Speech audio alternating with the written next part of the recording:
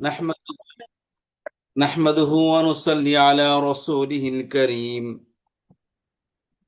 أعوذ بالله من الشيطان الرجيم. بسم الله الرحمن الرحيم.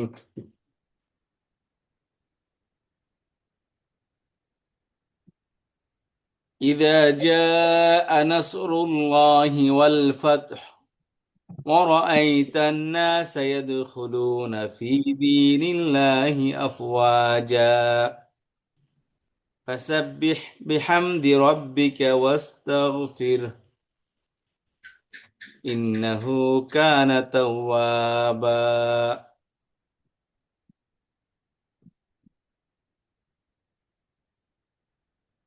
সূরাতুন নাসর এটা পবিত্র কোরআন কারীমের 110 নং সূরা। নাজিল হয়েছে মক্কা বিজয়ের পর এবং ইসলামের সর্বশেষ সূরা এটা। এরপর কোনো পরিপূর্ণ সূরা নাজিল হয়নি। সূরার মধ্যে সর্বশেষ নাজিল হওয়া সূরা হচ্ছে সূরা আন-নাসর। এই সূরার মধ্যে দুইটা ভবিষ্যৎবাণী ছিল। একটা হচ্ছে যে নবী আলাইহিস সালাম কে আল্লাহ রাব্বুল আলামিন মক্কা বিজয় করে দিবেন। মক্কা বিজয় মানে একটা দেশের রাজধানী দখল করা, মানে ওই দেশকে দখল করা।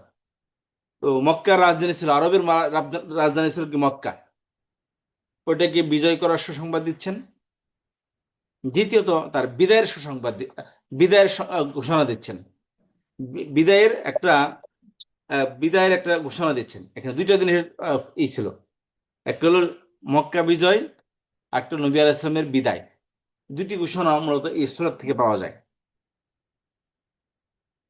তো এই সূরাটি যখন নাজিল হয়, অনেক সাহাবায়ে কেরাম আলহামদুলিল্লাহ খুশি হচ্ছিলেন যে আলহামদুলিল্লাহ, যে ইসলামের জন্য আমরা এত মেহনত করেছি, এত জীবন দিয়েছি, এত কোরবানি দিয়েছি, এত মেহনত করেছি, সেই ইসলাম আর পরিপূর্ণ হয়ে গেছে।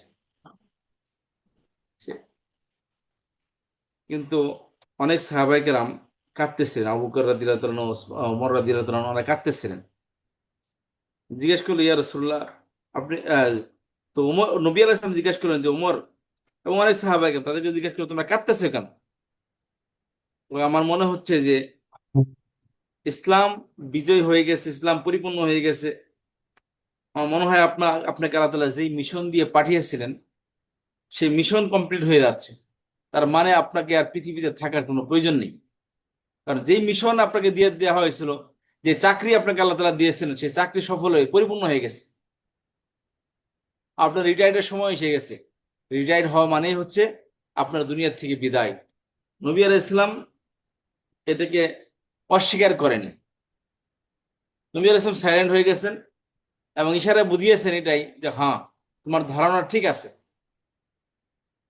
এর মানে হচ্ছে এইটাই। তো এটা একদিকে সাহাবায়ে কেরামের জন্য একটা খুশির দিন ছিল, অপর দিক দিয়ে তাদের একটা কষ্টের দিনও ছিল, যে এর মাধ্যমে নবী আলাইহিস সালাম তাদের মাঝ থেকে বিদায় নিয়ে নিচ্ছে।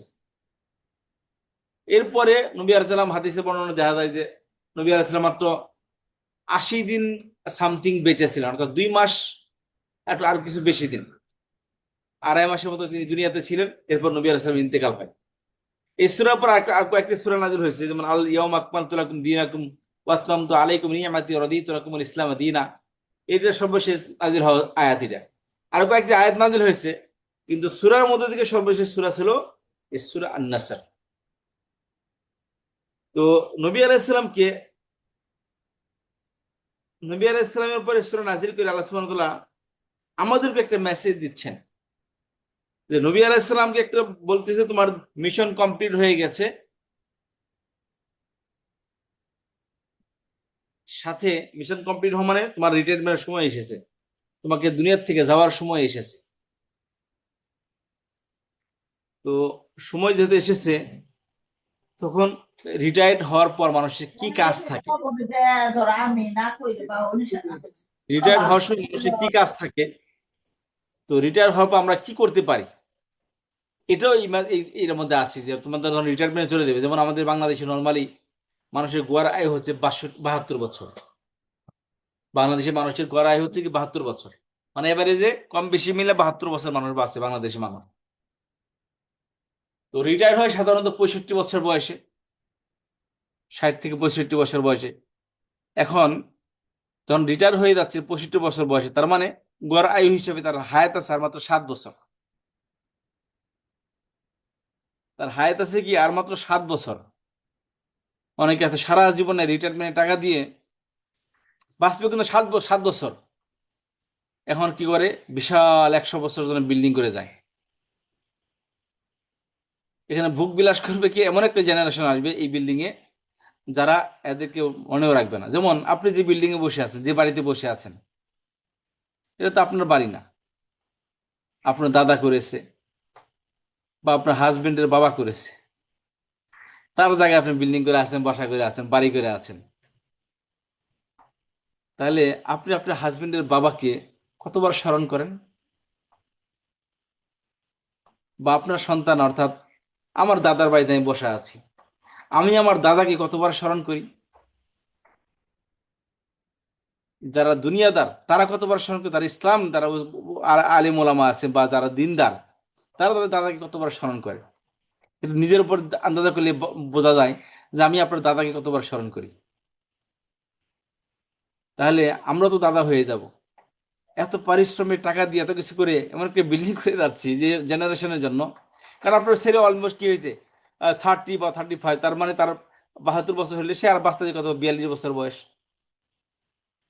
তার তো জীবন সে গুছিয়ে ফেলতেছে। তাহলে আপনি বিল্ডিংটা করে যাচ্ছেন এমন একটা জেনারেশন, যে জেনারেশন আমাকে আপনাকে মনেও করবে না। আর তখন যখন বিল্ডিং করে যাচ্ছেন, সাধারণত যেটা হয় যে, খুব একটা এলিট ফ্যামিলির কথা বলি ঢাকার, আমার জানাশোনা আর কি। আল্লাহ দুনিয়াতে সব নিয়ামতে দিয়েছেন, কিন্তু ছেলেকে বিয়ে করে যে ছেলে, বউ এই বাড়ি পছন্দ করে না। তো আপনি যে বিল্ডিংটা করে যাচ্ছেন, পৃথিবী তো আপডেট হয়ে যাবে, আপনার স্টাইলে বিল্ডিংটা খুব সুন্দর এটা, কিন্তু যখন 8 থেকে 20 বছর পর পৃথিবী আরো আপডেট হয়ে যাবে, তখন আপনার সন্তান বা আপনার নাতিপুতিরা আপনাকে উল্টা ভালো মন্দ উল্টা সিধা বলবে আপনাকে। হ্যাঁ, এটা কোনো বিল্ডিং হলে এটা কিন্তু থাকেই পাবে মানুষে। অথচ আপনার স্টাইলে কিন্তু খুব ভালো একটা বিল্ডিং করছেন আপনি, কিন্তু এটা পুরাতন হয়ে গেছে 20 বছর পরে যে, তখন উল্টা এই বিল্ডিং ভাঙতে তার কত টাকা নষ্ট হবে। সেই মনে মনে বলবে, এর থেকে ভালো ছিল একটা প্লট কিনে রেখে দিত, তার মধ্যে হ্যাঁ চলে যেত, বাকি আমরা করে নিতাম।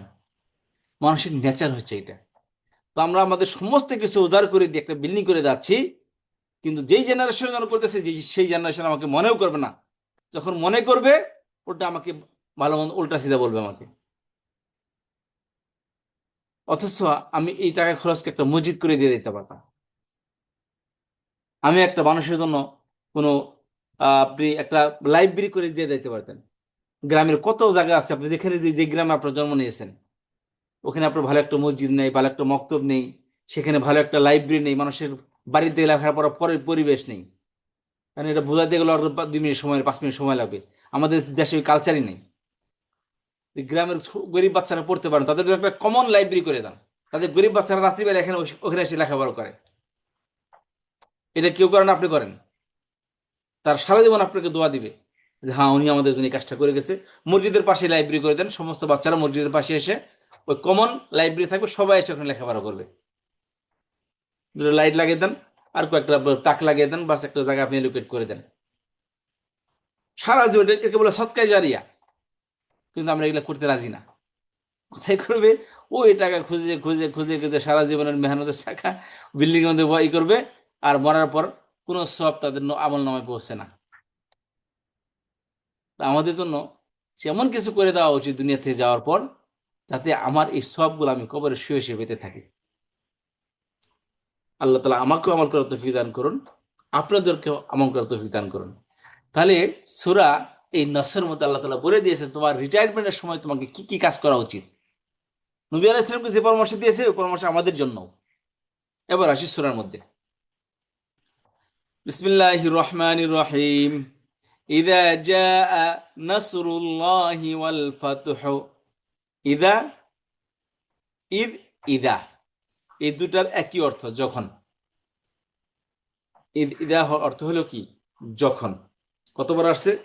ঈদ আসছে 454 বার, ঈদ আসছে 239 বার। এখন প্রায় অলমোস্ট দুইটা মিলে কতবার আসছে? দুইটা মিলে প্রায় 700 বার আসছে সামথিং, আগে বিচার। তাহলে এই 700 মিনিট, 700টা শব্দ শিখলে আমাদের মাত্র লাগলো 1 মিনিট বা তার থেকে কম সময় লেগে গেল। ঈদ ইদা শব্দের অর্থ হলো যখন। ঈদ ইদা শব্দের অর্থ হচ্ছে যখন। যখন। জি, ইদা যখন। আচ্ছা, তারপর আসেন যা। যা শব্দের অর্থ হলো এসেছে বা আসবে। এটা একটি পাস্ট ভার্ব, তো এই জন্য অর্থ হবে এসেছে। কিন্তু এই পাস্ট ভার্বের শুরুতে যখন ঈদ বা ইদা আসে তখন এটা ফিউচারে অর্থ দেয়, অর্থাৎ বর্তমানকালে অর্থ দেয়, বর্তমান এবং ভবিষ্যৎকালে অর্থ দেয়। তাহলে ইদা যা যখন আসবে বা এসেছে, আসতেছে, তো এখানে ফিউচার অর্থ দিবে এটা। ঠিক আছে, বর্তমানকাল দুটি অর্থ দেয়, বর্তমানকাল এবং ভবিষ্যতের অর্থ। তাহলে মোট কথা বলবেন পাস্ট ভার্বের শুরুতে শুধু যা বলতে কোনো কথা না, যে কোনো পাস্ট ভার্ব তার শুরুতে অতীতকালের ক্রিয়া, তার শুরুতে যখন ঈদ এবং ঈদা আসে ফিউচারে অর্থ দিবে। যা শব্দ অর্থ হলো এসেছে। ইদা যা, ইদা যখন যা আসবে তখন ফিউচার অর্থ দিবে। তাহলে ইদা যা যখন যখন আসবে, আসবে। যা শব্দ অর্থ হলো আসবে। ইদা যখন যা আসবে, ইদা যা যখন আসবে। তাহলে যা শব্দ অর্থ হলো এসেছে বা আসবে।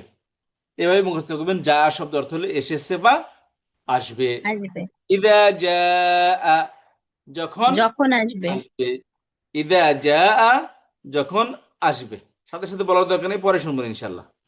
ইদা যা যখন আসবে, কি আসবে? কি আসবে?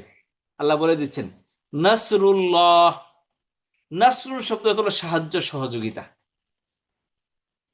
যখন আসবে নাসরুল্লাহ, এই যে আল্লাহ শব্দ জেরা আসছে, অর্থ হবে কি আল্লাহর। নাসরু মানে সাহায্য, আল্লাহর নুসরত যখন আসবে, আল্লাহর সাহায্য যখন আসবে।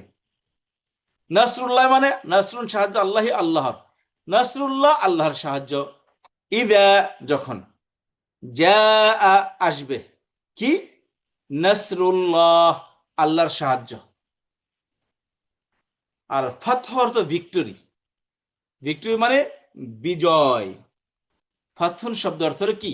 একটা হলো ওপেন করা, খোলা, আর একটা হলো কি বিজয়। এখানে বিজয় অর্থ আসছে। ফাথুন শব্দ অর্থ হলো বিজয়। ইদা যা যখন আসবে, কে আসবে? নাসরুল্লাহ আল্লাহর সাহায্য আসবে। ওয়াল ফাতহ এবং বিজয় আসবে। যখন আসবে আল্লাহর সাহায্য এবং যখন আসবে আল্লাহর বিজয়, আল্লাহর পক্ষ থেকে বিজয় যখন আসবে। তাহলে ইদা যখন, যা আসবে, নাসরুল্লাহি আল্লাহর সাহায্য, ওয়াল ফাতহ এবং বিজয়। ইদা জা নাসরুল্লাহ যখন আসবে আল্লাহর সাহায্য, ওয়াল ফাতহ এবং বিজয় যখন আসবে আল্লাহর সাহায্য এবং বিজয়। আল্লাহ নবী আলাইহিস সালামকে ভবিষ্যৎবাণী করতেছেন এই সূরার মধ্যে, যখন আল্লাহর সাহায্য আসবে এবং বিজয় আসবে কি করব তখন? খেয়াল করেন। তাহলে ইদা যখন যা আসবে নাসরুল্লাহ আল্লাহর সাহায্য, ওয়াল ফাতহু এবং বিজয়। ওয়া রাআইতান নাসা, ওয়া মানে এবং, রাআইতা তুমি দেখবে বা দেখেছো। ওই যা আর মতো এখানেও বর্তমানে, ফিউচার এবং পাস্টের অর্থ দিবে এটা। দেখেছো অথবা দেখবে। কেন? কেন আসবে এটার অর্থ? কারণ হলো এই যে ওয়া শব্দটা এখানে বলতেছে, ওয়া মানে এবং, বলতেছি যে এই ওয়া এসে বলতেছি যে এই ইদা যা শব্দটা এই রাআইতার পূর্বে কি উজ্জ আছে। বাক্যটা হলো এরকম ভাবে, ইদা যা নাসরুল্লাহি ওয়াল ফাতহু। ইদা যা, ইদা না, এই রাআইতার শুরুতে কি শুধু ইদা আসছে, যা একটা আলাদা আলাদা পাঁচবার, রাআইতা আলাদা পাঁচবার। তার ইদা যা নাসরুল্লাহি ওয়াল ফাতহু যখন আসবে আল্লাহর সাহায্য এবং বিজয়। ইদা ওয়া ইদা রাআইতান নাসা এবং যখন, রাআইতা তুমি দেখেছো, এর শুরুতে ইদা উজ্জা আছে। ওয়া ইদা রাআইতা তখন হবে অর্থ হবে দেখবে। ওয়া ইদা রাআইতা এবং যখন তুমি দেখবে। আর নাসা, নাস শব্দটা সূরা নাসে আমরা পড়ে এসেছি। নাস অর্থ কি? মানুষ। ইনসানের বহু বচন নাসুন, মানুষ। ওয়ারাআইতান নাসা, এই যে সার উপর জবর আসছে, কি অর্থ দিচ্ছে? ওয়ারাআইতান নাসা, এবং তুমি দেখবে মানুষকে। তাহলে খেয়াল করেন, কিন্তু অর্থ বলতে হবে। আমি অর্থ বলবো ইনশাআল্লাহ আপনাদের সাথে, আমাকে খেয়াল করেন আগে। ইযা জাআ নাসরুল্লাহ, যখন আসবে আল্লাহর সাহায্য, ওয়াল ফাতহ, যখন আল্লাহর সাহায্য আসবে এবং বিজয় আসবে। ওয়া ইযা রাআইতান নাস, ইযা উজ্জা আছে এখানে, রাআইতার পূর্বে, ওয়া এর পরে। ওয়া ইযা রাআইতান নাসা, এবং যখন তুমি দেখবে মানুষকে, কি দেখবে? ইয়াদখুলুনা ফি দীনিল্লাহি আফওয়াজা। ইয়াদখুলুনা মূল শব্দ হলো দাখালা, এখানে মূল শব্দ হলো কি? দাল খ লাম, দাখলা, দাল খ লাম, দাখলা। দাখলা মানে প্রবেশ করা, এন্ট্রি মারা। যারা হজ করছেন, উমরায় গেছেন, বা সৌদি আরব, আরব কান্ট্রিতে গেছেন, দেখবেন দুখুল লেখা থাকে। দুখুল মানে ইন্টার, এন্ট্রান্স, ইন্টার। আর খুরুজ মানে কি? গেট আউট, বের হয়ে যাও, বা বের হচ্ছে, ওখানে খুরুজ লেখা থাকে। দুখুল মানে ইন্টার, আর খুরুজ মানে বাহির, বাহির। তাহলে সেখান থেকে ইয়াদু খুলুনা, দাখালা ইয়াদু খুলুনা, এটা একটা প্রেজেন্ট ভার্ব। এটা প্রেজেন্ট ভার্ব সবসময় বর্তমানকাল এবং ভবিষ্যৎকালে অর্থ দিবে। ইয়াদু খুলুনা অর্থ হলো তারা প্রবেশ করতেছে, করছে বা করবে। ইয়াদু খুলুনা এর এক বছর হলো ইয়াদু খুলু, ইয়াদু খুলু শেষে অনাযুক্ত করে বহুবচন করা হয়েছে।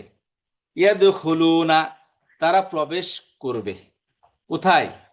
ফি মানে মধ্যে, দিন মানে আল্লাহর দিন, আল্লাহ মানে আল্লাহর, আল্লাহর দিনের মধ্যে। ইয়াদখুলুনা, তারা বহুবচন শব্দ, ইয়াদখুল বহুবচন, ইয়াদখুলুনা। তাহলে ইয়াদখুলুনা, তারা প্রবেশ করবে বা করছে, ফি দীনিল্লাহি, আল্লাহর দিনের মধ্যে। ওয়া রাআইতান নাসা অর্থ হলো ওয়া ইযা রাআইতান নাসা, এবং যখন তুমি দেখবে, আর নাসা মানুষদেরকে, কি দেখবে? ইয়াদখুলুনা, তারা প্রবেশ করতেছে। কোথায়? ফি দীনিল্লাহি, আল্লাহর দিনের মধ্যে, আল্লাহর দিনের মধ্যে তারা প্রবেশ করতেছে। আফওয়াজা, প্রবেশ তো ইসলামের মধ্যে প্রতিদিন এক দুজনকে মুসলমান হইতো, চুপে চাপে হইতো, কিন্তু আল্লাহ রসুলকে আল্লাহ এবারে বলতেছেন চুপে যাবে না, তারা কি দলে দলে ইসলাম কবুল করবে। ফৌজুন শব্দ অর্থ হলো সেনাবাহিনী, বাহিনী। ফৌজুন শব্দ অর্থ কি? বাহিনী, অর্থাৎ group of people, compound noun. ফৌজুন শব্দ অর্থ হলো কি? দল, টিম। তার বহুবচন হলো, দলের বহুবচন হলো হলো আফওয়াজুন। ফৌজ শব্দ অর্থ হলো দল, এর বহুবচন হলো কি? আফওয়াজুন। তাহলে দলের দলে যোগ দেন, দলের মধ্যে আপনি কি করেন? আবার কি দল করেন, তাহলে অর্থ হলো কি? দলে দলে। তাহলে আফওয়াজুন এটা ফৌজুনের বহুবচন। ফৌজুন শব্দ অর্থ হলো কি? গ্রুপ অফ পিপল, বা দল বা টিম। এর বহুবচন হলে অর্থ হবে কি? দল, দল মানে দলে দলে। তাহলে আফওয়াজান, দলে দলে। ইয়াদখুলুনা আফওয়াজান, যখন তুমি দেখবে মানুষকে তারা দলে দলে প্রবেশ করতেছে। কোথায়? ফি দীনিল্লাহ, আল্লাহর দিনের মধ্যে। অর্থ খেয়াল করেন এখানে শুরু থেকে, ইদা যখন, যা আসবে, কি আসবে? নাসরুল্লাহ, আল্লাহর সাহায্য, ওয়াল ফাতহ, ভিক্টরি, বিজয়। যখন আল্লাহর সাহায্য আসবে এবং বিজয় আসবে। ওয়া রাআইতান নাস, অর্থ বললাম এখানে ইদা উজ্জ আছে, ওয়া ইদা রাআইতান নাসা, এবং যখন তুমি দেখবে মানুষকে, মানুষদেরকে। এটা নাস শব্দ বলছিলাম বহুবচন, এর মূল শব্দ হলো আনিসা, আনিসা, আনিসা। সেখান থেকে একটি নাউন হলো কি? ইনসান, এক বচন শব্দ। এর বহুবচন হলো নাসুন।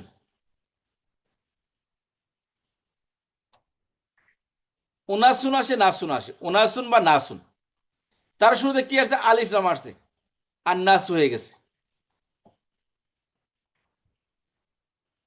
আচ্ছা, তাহলে ওয়াইদা রাআইতান নাস, বললাম এই দেখেন ইদা উজ্জ আছে ওয়ার পর।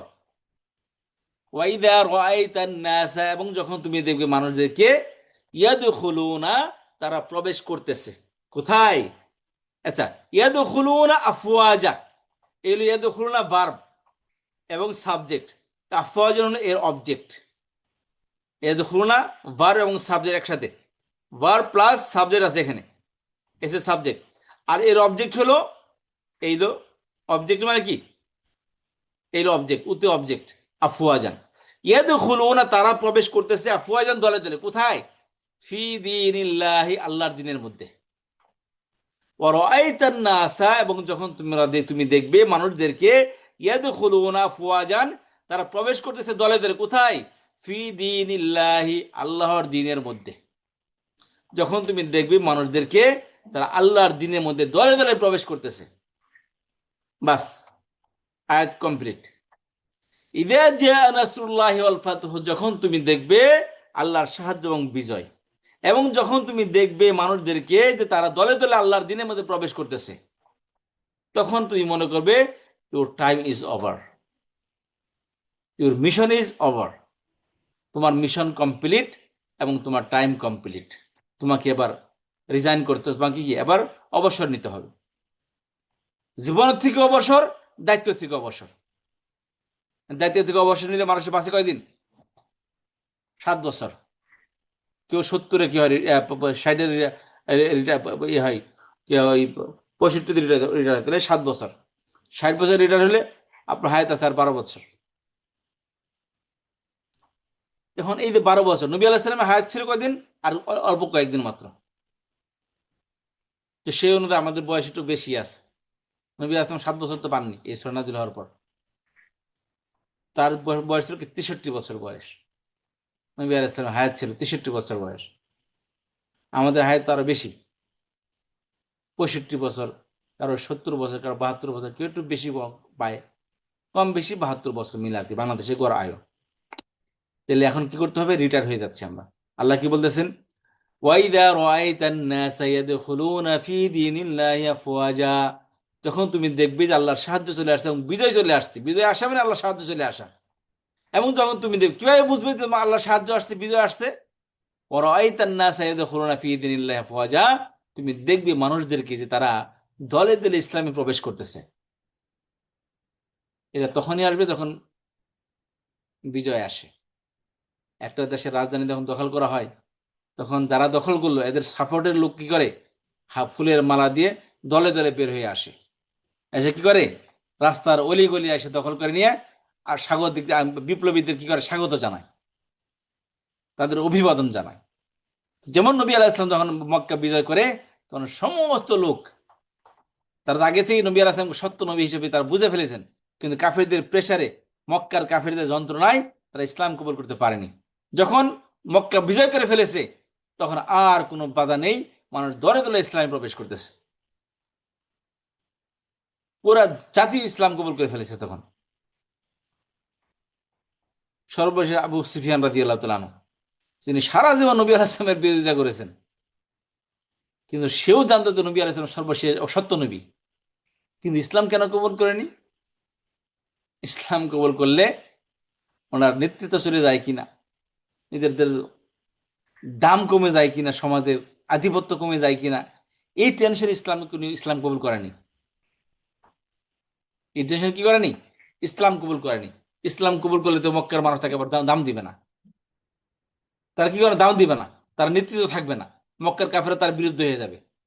তিনি বুঝতে পেরেছেন নবী আলাইহিস সালাম সর্বশেষ নবী।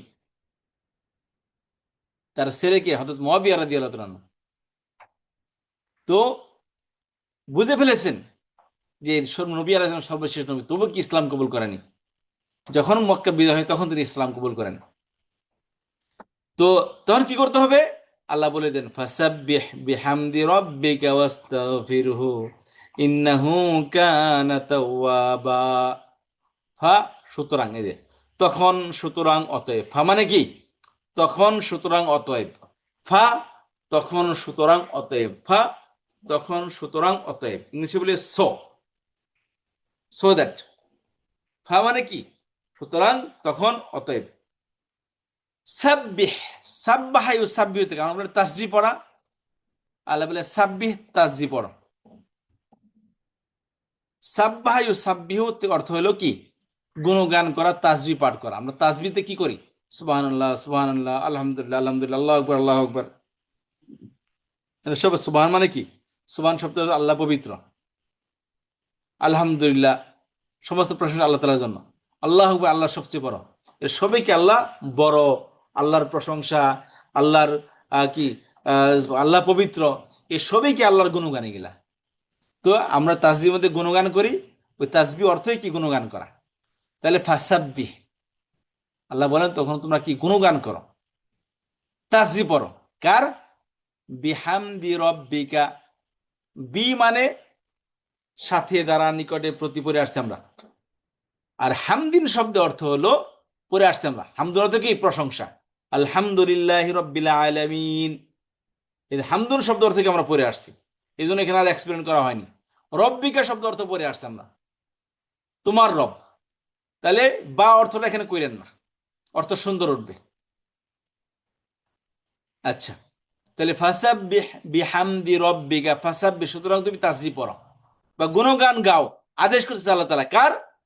হামদি, প্রশংসার। সাব্বি, প্রশংসা তাসবিহ পড়ো, হামদি, প্রশংসা তাসবিহ কার? রব্বিকা, তোমার রবের। বা বি অর্থগুলো সমস্যা নেই, বি মানে সাথে, হামদি মানে প্রশংসার। তাসবিহ পড়ো, গুণগান গাও। কিসের গুণগান? হামদি, প্রশংসার গুণগান গাও, প্রশংসার সাথে গুণগান গাও। কার? রব্বিকা, রব্বুর মানে প্রতিপালক, কা মানে তোমার। এটা পড়েছে না, হু হুমা হুম, হা হুমা হুন্না, কা কুমা কুম, কি কুমা কুন্না, ই না, এটা রব্বিকা। দেখেন এখানে ভার্ব কয়টা আসছে? সাব্বির ভিতরে আংতা জমির লুকায়িত আছে, কার মধ্যে এখানে এই কাফ, এটা প্রনাউন আসছে। ইস্তাগফির, এখানে এটা প্রনাউন আসছে। আচ্ছা, ফাসাব্বি, সুতরাং তুমি তাসবিহ পড়ো, বিহামদি, তাসবিহ পড়ো কি এর? প্রশংসার সাথে। কার তাসবিহ পড়ো? রব্বিকা, তোমার প্রতিপালকের, তোমার রবের তাসবিহ পড়ো। সুতরাং তুমি প্রশংসার সাথে তোমার প্রতিপালকের তাসবিহ পড়ো, প্রশংসার গুণগান গাও তোমার প্রতিপালকের। এবং ওয়াস্তাগফিরহু, শব্দ হলো ইস্তাগফির, বাংলা শব্দ। বললাম আমরা ইস্তেগফার করো, আল্লাহর কাছে ইস্তেগফার পড়ো, ওই ইস্তাগফির, এটা ইস্তেগফার, ইস্তাগফির একই, এ আর ই, ওই উচ্চারণ আরবিতে এটা হয় ইস্তিগফার। ওয়া মানে এবং ইস্তাগফির, তাসবিহ পড়ো, হু মানে কি? তার। ওয়া ইস্তাগফির, এবং তার কাছে ক্ষমা চাও। তাহলে কি করতেছে আল্লাহ তাআলা? আগের আয়াতে খেয়াল করেন। তাহলে ইস্তাগফির বাংলা শব্দ মানে ইস্তেগফার করো। নতুন পেলাম সাব্বিহ, সাব্বিহ শব্দ এটাও বাংলা শব্দ, তাসবিহ পড়ো মানে গুণগান গাও, তাসবিহ শব্দ অর্থ হলো গুণগান গাও। তাহলে সুতরাং সাব্বিহ, তুমি তাসবিহ পড়ো। কিসের? বিহামদি রব্বিকা, তোমার রবের হামদের তাসবিহ, তোমার রব্বের প্রশংসার তাসবিহ পড়ো। ওয়া ইস্তাগফিরহু, এবং তুমি ক্ষমা চাও, হু মানে তার। ওয়া ইস্তাগফিরহু, তুমি তার নিকটে ক্ষমা চাও, হু মানে তার, তার মানে ওয়া ইস্তাগফির রব্বিকা, তোমার রবের কাছে ক্ষমা চাও, তোমার রবের কাছে কি? ক্ষমা চাও। আচ্ছা, তাহলে খেয়াল করেন, এখানে অর্থটা খেয়াল করেন। ইদা, যখন, আর যা আসবে, নাসরুল্লাহ, আল্লাহর সাহায্য, ওয়াল ফাতহ, এবং বিজয়। এবং ওয়া মানে এবং, ইদা রাআইতান নাসা, ইদা উজ্জ আছে, যখন তুমি দেখবে মানুষকে, ইয়াদখুলুনা, তারা প্রবেশ করতেছে, ফি দীনিল্লাহি, আল্লাহর দ্বীনের মধ্যে, আফওয়াজান, দলে দলে। তাহলে কি মনে করতে হবে? তোমার মিশন কমপ্লিট, তোমার টাইম ওভার হয়ে গেছে দুনিয়া এবং মিশন থেকে, তুমি কি রিটায়ার হয়ে যাচ্ছ। তখন কি করবে? ফাসাব্বিহ বিহামদি রাব্বিকা ওয়াস্তাগফিরহু, তখন তুমি বসে বসে কি করো? আমাদের মতো 65 বছর বয়সে, 7 বছর তো আমাদের হায়াত আছে, আল্লাহ বলে বসে বসে কি করো? আল্লাহর তাসবিহ করো এবং তার কাছে ক্ষমা চাও। সারা জীবনে কোনো ভুল ত্রুটি হয়ে থাকলে বসে বসে তুমি ক্ষমা চাও এবং তার গুণগান গাও, কারণ তোমার মৃত্যু কাছে এসে গেছে। ফাসাব্বিহ বিহামদি রাব্বিকা ওয়াস্তাগফিরহু, সুতরাং তুমি তাসবিহ পড়ো, তোমার প্রতিপালকের প্রশংসার তাসবিহ। ওয়াস্তাগফিরহু, মূলত ইস্তাগফির, ওই ওয়াও আসার কারণে ওই আলিফটা উচ্চারণ হচ্ছে না। ওয়াস্তাগফিরহু, এবং ক্ষমা চাও তার নিকটে। কেন আল্লাহকে তার কাছে ক্ষমা চাবো? কেন? কারণ কি? আল্লাহ বলেন, ইন্নাহু কানা তাওয়াবা, ইন্নাহু মানে নিশ্চয় তিনি, ইন্না মানে তিনি, ইন্না মানে কি? নিশ্চয়, অবশ্যই পড়ে আসছে, আমরা গত ক্লাসে বললাম না? ইন্না মানে কি নিশ্চয়, অবশ্যই। ইন্নাহু নিশ্চয় তিনি, হু মানে তার, তাদের, তাকে, পড়ে আছে তার, তিনি তার তাকে, ইন্নাহু নিশ্চয় তিনি, কানা হলেন, তাওয়াবা, কানা শব্দ অর্থ হলো ছিলেন, হলেন অর্থ, ছিল, হলো। আল্লাহর ক্ষেত্রে আসলে সবসময় আল্লাহ বা জান্নাত বা আখিরাত এগুলোর ব্যাপারে হলে অর্থ আসবে হলেন বা হলো, স্থায়িত্ব অর্থ দিবে। ছিল অতীতের অর্থ এটা, এখন তো আগে ছিল এখন নেই। কিন্তু আল্লাহর ক্ষেত্রে আল্লাহ তো ছিল না, আল্লাহ আছেন, তিনি এক্সিস্ট করতেছেন এবং করবেন ফিউচারেও। তো এই অর্থ থেকে অর্থ কি হলেন, ছিলেন না, তো নর্মালি ছিল অর্থ আসে কানা, কিন্তু এখানে হলো বা হলেন অর্থ আসবে। ইন্নাহু নিশ্চয়, হু তিনি, কানা হলেন, তাওয়াবা, তাওয়াব শব্দ অর্থ কি, তাবা, তবা করেছে, ফিরে এসেছে। তাইবুন যিনি ফিরে আসে, তবাকারী। তাওয়াব যিনি তবা কবুল করেন, বারবার তবা কবুল করেন, তাকে বলে কি তাওয়াব। এর দুইটা বহুবচন, তাওয়াবুন, তাওয়াবুনা, তাওয়াবিনা। বহুবচন দুইভাবে হয়, ওনা বা ইনা দিয়ে। ইন্নাহু নিশ্চয় তিনি, কানা হলেন, তাওয়াবা, বারবার বারবার তবা কবুল করেন, নিশ্চয় তিনি হলেন কি, অধিক মাত্রায় তবা কবুলকারী। অধিক মাত্রায় তাওয়াব আল্লাহর একটা গুণবাচক নাম। তওবা কবুলকারী মানে কি, ভুল করলে ভুল ক্ষমাকারী। আর মানুষ মানুষের ভুল ক্ষমা করে একটা লিমিটের পর্যায়ে, কিন্তু আল্লাহ আনলিমিটেড ক্ষমা করেন মানুষকে। খালি চাইতে দেরি, আল্লাহ মাফ করতে দেরি না। সবাই বসে বসে বলে ফেলি, আল্লাহ আপনি আমাকে মাফ করে দেন, হে আল্লাহ আপনি আমাদের সকলকে মাফ করে দেন, পুরো ক্লাসের সকলকে মাফ করে দেন আল্লাহ রাব্বুল আলামিন, আমিন। তাহলে ইন্নাহু নিশ্চয় তিনি, কানা হলেন, তাওয়াবা, তাওয়াবুন, তাওয়াবা, নিশ্চয় তিনি হলেন কি, তওবা কবুলকারী, বারবার তওবা কবুলকারী। এবার আপনারা আমার সাথে বলবেন, আমি রেকর্ডিংটা পজ করে দিচ্ছি। আচ্ছা, তো তার আগে একটা কথা বলে নিচ্ছি, হচ্ছে, আচ্ছা এই হলো আমাদের কোরআনের পাঠ শেষ হলো, এখন আমাদের কিছু গ্রামার পাঠ, এটা কিন্তু অনেকে ছাড় দেন, এই ভুলটা করি না। কোরআন বুঝতে হলে আপনাকে এই জিনিসটা বুঝতে হবে, আমাদের দুইটা পাঠ এখানে, একটা কোরআন পাঠ, একটা গ্রামার পাঠ। গ্রামার পাঠটা সবাই পড়বেন। তো মাঝখানে একটা কথা বলতে দিই, সেটা হচ্ছে আমাদের একাডেমির বয়স হচ্ছে 5-6 বছর।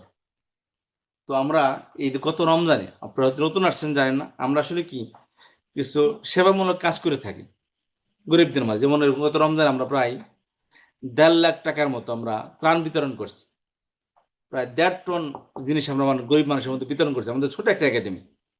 কিন্তু ইফতার সামগ্রী আমরা বিতরণ করছি রমজান মাসে প্রায় 1.5 টন সামগ্রী। সেটা প্রায় প্রায় 100 মানুষের মধ্যে আমরা এগুলো বিতরণ করছি। ছোট পর্যায়ে করে, আমরা বড় পর্যায়ে করি না। তো গত তারিখে আমরা করেছি। এবং কোরবানির সময় আমরা কি করি, আমরা অনেকে আছে যে গ্রামীণগঞ্জ অনেক সমাজ যেমন আছে যেখানে কোরবানি হয়ই না। অর্থাৎ এই ঈদের দিন যেটা আছে, এটা আল্লাহর এটা আল্লাহর পক্ষ থেকে মেহমানদারি। এই জন্য ঈদের দিন রোজা রাখা হারাম। আর আল্লাহ রাব্বুল আলামিন এই ঈদের দিনে কি করেন, আল্লাহ মেহমানদারি করেন, নিজে খাওয়ার মানুষকে। আল্লাহ তো ডাইরেক্ট খাবার নিয়ে আসেন না বা টাকা পয়সা পাঠিয়ে দেন না। আল্লাহ তালা মানুষের, যারা আল্লাহ তালা সামর্থ্যবান মানুষ আছেন, তাদের পকেটের টাকাগুলা কি করেন আল্লাহ তালা, তাদেরকে জান্নাতের বিনিময়ে, আল্লাহ বলেছেন কি কোরআনের মধ্যে, আমি তোমাদের জান এবং মালকে আমি জান্নাতের বিনিময়ে ক্রয় করে নিয়েছি। তোমাদের জান এবং মালকে আমি জান্নাতের বিনিময়ে ক্রয় করে নিয়েছি। তার মানে হলো এই মাল আল্লাহকে দিয়ে আমরা জান্নাত ক্রয় করতেছি, এই জান আল্লাহকে দিয়ে আমরা জান্নাত ক্রয় করতেছি। যে মাল আমরা কি করি, রেখে যাই এমন জেনারেশনের জন্য, যে জেনারেশন আমাদের কথা মনেও করবে না। আল্লাহ কি বলতেছেন, আমি তোমাদের জান এবং মালের বিনিময়ে আমি তোমাদেরকে জান্নাত দিচ্ছি। তো আমরা কি করি, এই গরিব মানুষ যারা আছে, আমাদের কাজটা হলো যারা এই যে তারা স্বাবলম্বী আছে, তাদের কাছ থেকে কিছু টাকা পয়সা জমা করে আমরা এটা গরিবদের কাছে পৌঁছে দিই। অর্থাৎ যাদের পেটে ভাত নেই বা ঈদের মধ্যে কোনো কাপ পায়েস সময় খেতে পারে না, তাদের আমরা কি করি, এটা ব্যবস্থা করে দিই। গত রোজার ঈদে করেছি, এরা আমাদের প্রতি বছরই করি, এই তারিখে করতেছি। তো আমরা সেক্ষেত্রে আমরা কুরবানি তো সবাই করেন, অনেকে আসছে যে সামর্থ্য আছে, কিন্তু দেখা যাচ্ছে যে আহ, মানুষকে, এই গরিব মানুষের কাছে পৌঁছাতে চায়, কিন্তু সে থাকে ঢাকায় বা বিদেশে বা থাকে শহরে। তো এমন জায়গায় তারা জানেও না, কিন্তু আমরা কি করি, আমরা জানি কোথায় কি হইতেছে, কারণ আমাদের এই একটা অ্যাক্টিভিটি আছে। তো সেজন্য এই তারিখও আমরা এই গরিবদের মধ্যে কোরবানি গোস্ত বিতরণ করার আমরা টার্গেট হাতে নিয়েছি। তো সেক্ষেত্রে একটা পশুর মধ্যে 7টা ভাগ হওয়া যায়। কেউ যদি মনে করেন যে একটা ভাগ আপনি ওটা কোরবানি হয়ে যাচ্ছে, কিন্তু ওটা আল্লাহর হস্তে পুরো গোস্তটা গরিবদের মাঝে চলে যাবে। কেউ যদি মনে করেন যে আপনি একটা ভাগ অংশগ্রহণ করবেন আমাদের একাডেমিতে, আপনি সেই ভাগটা দিতে পারেন। আমরা একাডেমির আপনার পক্ষ থেকে সেটাকে কোরবানি করে, আপনার নামে কোরবানি করে আমরা গরিবদের মাঝে সেই গোস্তটা বিতরণ করে দেব। কেউ যদি এমন থেকে থাকেন তাহলে আমাদের সাথে একটু কন্ট্যাক্ট করবেন, ইনশাল্লাহ আপনাদের এই আমানত আমরা গরিব মানুষের কাছে পৌঁছে দেব। একটা সুযোগ, সবসময় তো সুযোগ আসে না। কেউ যদি মনে করেন যে একটা অংশগ্রহণ করবেন, সেজন্য আপনারা আমাদের এখানে অংশগ্রহণ করতে পারেন। এটা একটা ঘোষণা আমরা প্রতিদিনই দিই, সবসময় দিই, এই তারিখেও আমরা দিলাম। ঠিক আছে, বাস এতটুকুই মেসেজ। তো এবার আসি আমরা গ্রামার পার্টের দিকে। আচ্ছা, গত ক্লাসে আমরা কি পড়েছিলাম গ্রামারের মধ্যে?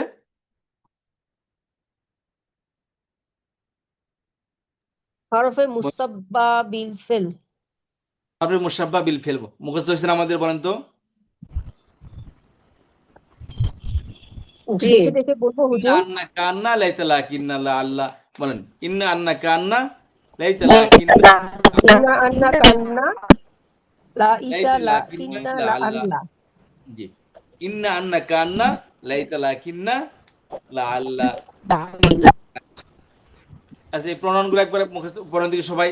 হুয়া হুমা হুম, হিয়া হুমা হুন্না, আংতা আংতুম আংতুম, আংতি আংতুম আংতুন্না, আনা নাহনু, পড়েন। হুয়া হুয়া হুমা হুমা হুম, হুম, হিয়া হুমা হুমা হুন্না, হুন্না, আনতা আংতা আংতুমা আংতুম আংতুম, আনতি আংতুমা আংতুমা আংতুম আংতুন্না, আংতুমা আনা আংতুমন্না আন্না আনা নাহনু। রোজাপা, আপনার ওই নেটে ওই একটা সাউন্ড আসে, দেখেন ওইটা একটু ঠিক করেন প্লিজ। তারপরে আসেন অ্যাটাচ প্রনাউন। হু হুমা হুম, হা হুমা হুন্না, কা কুমা কুম, কি কুমা কুন্না, ইনা। হু হুমা হুম, হুমা হুমা হা হুমা হুম, হুম, হা কুমা কুম, হুমা কি হুন্না, কুমা কুন্না, কা কুমা কুম, ইনা, কি কুমা কুন্না, না বা ইয়া না, ইনা। ইনা বলবেন। আচ্ছা, ইনা। এটা আমরা গত ক্লাসে মুখস্থ করেছিলাম, বলেছিলাম এগুলো দুইটি দুইটি অর্থ দেয়। হ্যাঁ, তার, তাকে, তাদের দুজনে, তাদের দুজনকে, তাদের সকলের, তাদের সকলকে, তোমার, তোমাকে, তোমাদের দুজনের, তোমাদের দুজনকে, তোমাদের সকলের, তোমাদের সকলকে, আমার, আমাকে, আমাদের, আমাদেরকে। কথা বুঝতে পারলাম? জি। এবার আসেন সামনে দিয়ে আগে। তারপর শব্দ কত প্রকার পড়েছিলাম আমরা? তিনটা। তিন কি তিন কি শব্দকে ইস, আরবিতে কি বলা হয়? ফিল, ইস, শব্দকে ফিল, আরবিতে কি বলে? ইসম, ফিল, হরফ। কালিমাত। আর শব্দকে আরবিতে কি বলা হয়? কালিমা। ইংলিশে বলে কালিমা। ওয়ার্ড, বাংলা শব্দ আরবিতে কালিমা। কালিমা। কালিমা। তাহলে কালিমা অর্থ শব্দ। কালিমা কত প্রকার? তিন তিন প্রকার। প্রকার। ইসিম, ফিআল, হরফ। ইসিম, ফিআল, ফিল, হরফ। হরফ। ইসিম, ফিআল, হরফ। ইসিম, ফিল, হরফ। হরফ। আচ্ছা, বলেন দেখি ইসিম কাকে বলে? অর্থবহ শব্দকে ইসম বলে। নাম। অর্থবহ শব্দ কি আমাদের সঙ্গে, এটা বলি নাই। আমি যেটা বলি সেটা বলতে হবে, নামবাচক শব্দ সমূহকে। সেটাও বলি না। কি বলছি সেটা যে বলেন। নাম মানে বলা মাত্রই যেটার মানে যার অর্থ অর্থ বোঝা বোঝা যায়, যায়। বোঝা যায়। ভাই একটা কথা বলি, গ্রামার বাংলাদেশে অনেক একাডেমি আছে, অনেক জায়গায় অনেকে পড়েও আসছেন, কিন্তু ওটা ইমপ্লিমেন্ট করতে পারেন না। বুঝতে পেরেছেন? অনেকে আছেন ইমপ্লিমেন্ট করতে পারেন না। কেন পারেন না? গ্রামারটা আসলে কি, এটা মুখস্থ করার জিনিস না। এটা এটা গ্রামার গুলা কি, এগুলা মুখস্থ করার জিনিস না, এগুলা রট্টা মারার জিনিস, এগুলো বোঝার জিনিস। এগুলো না বুঝলে ওই গ্রামারের জায়গায় গ্রামার থাকবে, আপনি দেখে আপনি পড়ে আসছেন, বইয়ের জায়গায় বই পড়ে আছে, আপনার মাথা নষ্ট, আরে কি পড়লাম, এ তো বলতে পারি না দেখি। পরে ক্লাস থেকে কি এই ক্লাস শেয়ার করলাম না। আমার কাছে গ্রামার জিনিসটা হলো কি, আমার কাছে গ্রামার আমরা সকলেই জানি, গ্রামার সকলেই জানি। আমি সবসময় বলি দেখো, রাস্তায় ভিক্ষা যাইতেছে, সেও গ্রামার জানে। পৃথিবীর সমস্ত গ্রামার সেম। আরবিতেও যাকে সাবজেক্ট বলে, বাংলাতেও তাকে সাবজেক্ট বলে, আরবিতেও তাকে সাবজেক্ট বলে। বাংলাতেও যে ক্রিয়া, আরবিতেও তাকে ক্রিয়া বলে, ফার্সিতেও তাকে ক্রিয়া বলে, ইংলিশেও তাকে ক্রিয়া বলে। ল্যাঙ্গুয়েজের ভিন্নতা, গ্রামার সকলেই জানি, সব গ্রামার জানি, বুঝতে পেরেছেন? এখন শুধু আমরা ওই আরবিটা জানতে চাই। আমার কথা হলো আমি বাংলাতে একদম নর্মালি যেটা বুঝি ওই ভাষায় আমি বোঝানোর চেষ্টা করি। এই জন্য কে কোথা থেকে পড়ে আসছেন ওইটা এখানে ইমপ্লিমেন্ট করবেন না, ওটা পড়ে লাভও নেই। আমার কাছে বাহবা পাবেন না আপনি, বুঝতে পেরেছেন? আমার কাছে কোনো বাহবা পাবেন না, ও মাশাআল্লাহ মুখস্থ করেছেন, বুঝতে পেরেছেন? কোনো বাহবা পাবেন না আপনি আমার কাছে। আমার কাছে বাহবা পাবেন তখন যখন আমাকে বুঝিয়ে দিতে পারবেন তখন। আর আমি আপনাদের কাছে বাহবা কখন পাবো? তখন আমি আপনাকে বুঝিয়ে দিতে পারবো, তখন মাশাআল্লাহ, এ স্যার ভালো, স্যার সুন্দর করে পড়ায়, বুঝিয়ে দেয়, বুঝতে পেরেছেন? আর যদি আপনি কি বলেন, আপনাকে আমাকে বোঝাতে না পারেন, তাহলে আমার কাছে আপনি ভালো না, আপনাকে বোঝাতে না পারলে আপনার কাছে আমি ভালো না। এই জন্য প্লিজ আমাকে ফলো করবে আমি কি বলি। আমি বলেছিলাম ইসিম হলো মুখ থেকে বের হওয়ার সাথে সাথে যে শব্দের অর্থ বুঝে আসে, মুখ থেকে বের হওয়ার বের হওয়ার সাথে সাথে যে শব্দের অর্থ বুঝে আসে সেটা হলো কি এসিম। ফেল মুখ থেকে বের হওয়ার সাথে সাথে অর্থ বুঝে আসে, আমি একটা প্লাস দিছিলাম, এই যে অর্থ বুঝে আসে প্লাস, অতীত এটা বর্তমান কি? ভবিষ্যৎ তিন বোঝা যায়। কালের কোন প্লাস এক কাল কাল পাওয়া পাওয়া যায়। যায়, অর্থ বুঝে আসে, এগুলো এসিমের মধ্যে অর্থ দেওয়ার সংক্ষেপ কি? অর্থ বুঝে আসে। আমি এটা দিয়ে দিলাম, হ্যাঁ তো বলতেছেন আপনারা, এটা আমি দিয়ে দিই। কেউ এখানে প্লিজ একটু ফলো করবেন আমাকে কি বলতেছে। আমি আপনাদের বলছি না 1 মাস আমি 31টা ক্লাস আমি আপনাদের কোরআন বুঝিয়ে দেবো 60 ভাগ, শুধু কোরআন বোঝাবোই না, 60টা ক্লাস 30টা ক্লাস আমি স্কলার বানিয়ে দেবো ইনশাল্লাহ। অর্থ বুঝে আসে।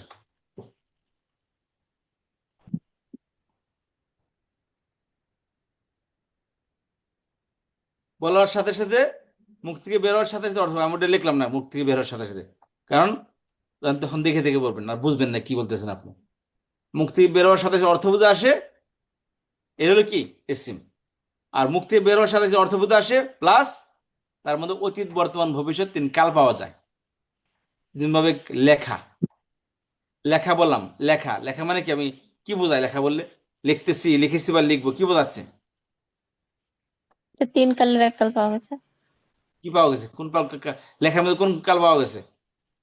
না, এটা কথাটা কি বলতে চাচ্ছেন হুম। আমরা সেটা আমাদের মনে চোখে আসতেছে। লেখা তো স্মুল। হ্যাঁ, আমি এটা বলতে চাচ্ছি ভাই, লেখা একটা এসিম, জি। লিখেছি, লিখতেছি বা লিখবো, তখন না বার্ব হয়ে যাবে এটা। লেখা মানে কি? লেখা যে একটা বললাম, লেখা, লেখা অর্থ বোঝেন না কেউ? এটা একটা কাজের নাম।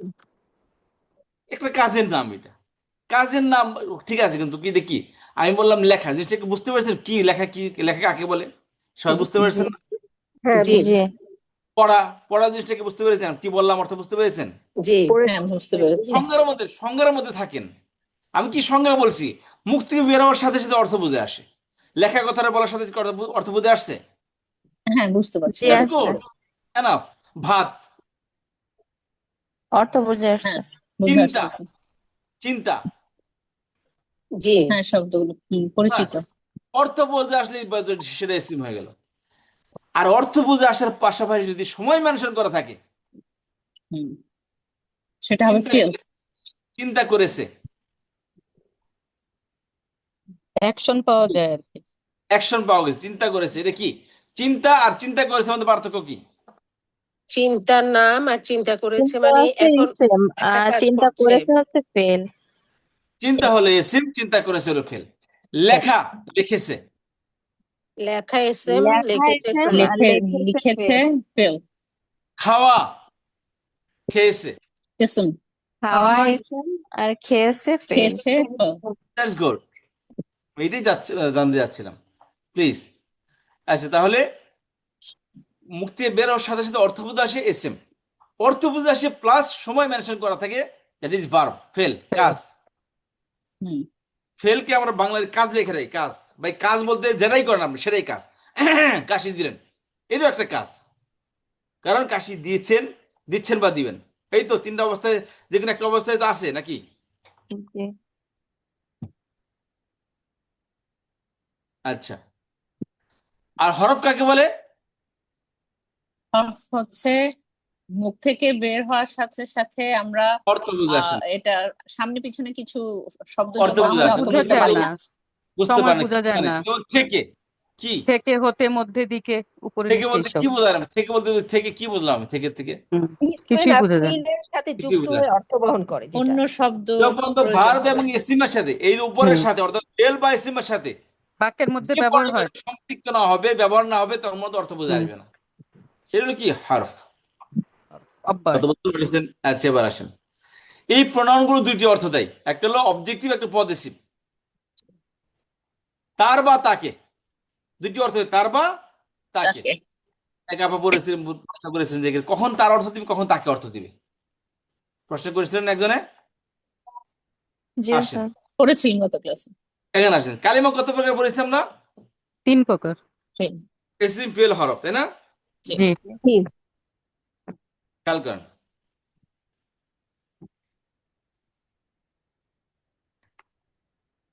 ইসিম লিখলাম হরফ, আর শেষে লিখলাম কি ফেল। ইসিম হরফ হলো কি, ইসিম হরফকে আমি একসাথে লিখলাম।